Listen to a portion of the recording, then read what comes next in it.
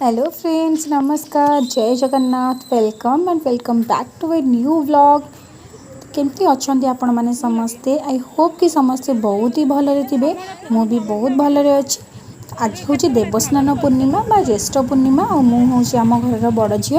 तो मुझे ड्रेस पटा पिंधिकी पूरा रेडी हो जाए। आम चलचु मो मामा मोर नेमाल अच्युतानंद को मंदिर। तो आम से दर्शन करने आप देखिपे खरा को रेट्रे हो मुँह फुह पूरा जली जाऊँगी। फिर भी आम सब वर्ष जाऊ। तो आम चलीचु ए दिज जाक जो मैंने सब बड़ झी पुओ अच्छा मो भाई से तो नुआ ड्रेस पिंधिकी एंजॉय करुवे। और जो मैंने सान मैंने अच्छा से पिठा खाई बहुत खुशी हे।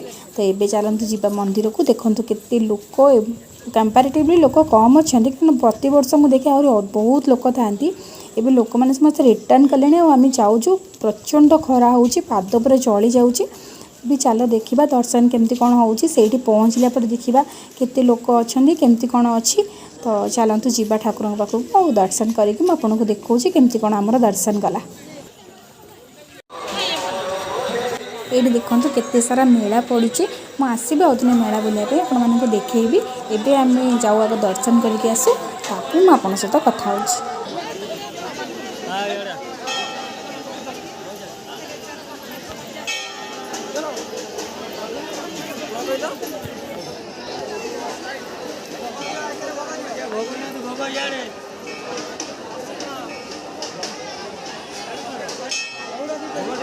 ये चलतु आगे भोग किणीदे भोग किणीकी से भाई पूजा करके आणला भितर आम दर्शन भी करके पलि आसवा।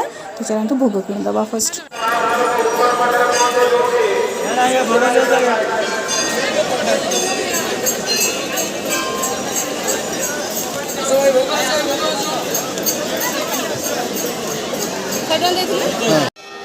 ये चलो आम दर्शन करने आप देखिपे यहाँ मंदिर चौपाड़ी। आम ए ठाकुर पाखक जीवु से ज्येष्ठ पूर्णिम ही ठाकुर पाखक छाड़ू से आम प्रतिवर्ष आसु दर्शन करने ठाकुर पाद दर्शन। एवं चलू दर्शन करने देखु चलतु आग को जा देखा दर्शन केमती कौन हो केते भिड़ अच्छे केमती दर्शन हो देखा।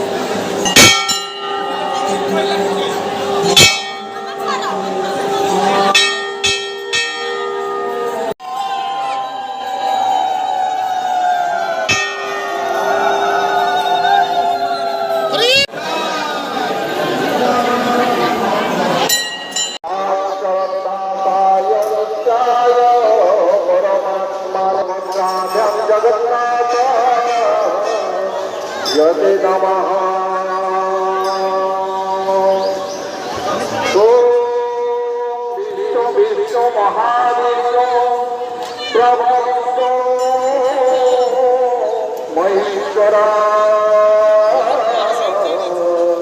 अनेका रूप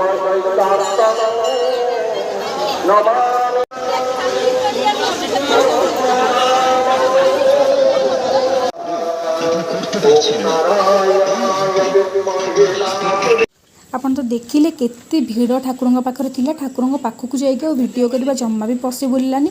बहुत ही भीड़ थिला सेठी बहुत समय रखे भी दौन से मुझे ठाकुर वीडियो किसी कर पारिनी। एवं मुझे पापाली को नवापाई कारण सी स्काउट गार्ड थी। मुझे जाइए आने स्कूल को मुझे सांगरे नहीं घर को जी। आपण मैंने तो देखिले केमती कौन मोर दर्शन गला केते भीड़ थिला और खरा भी प्रचंड है। टाइम पखापाखि 12:30 साढ़े 12टा पखापाखि टाइम है। भोग घरिका सब करके घर को फेरुचु कि आपको आज वीडियोटी बहुत ही भल लगी आपण मैंने एंजॉय करेंगे। जदि आपको आज वीडियोटी भल लगी देन लाइक शेयर सब्सक्राइब करने को जमा भी भूलें। देखा पुणी थे गोटे नुआ वीडियो।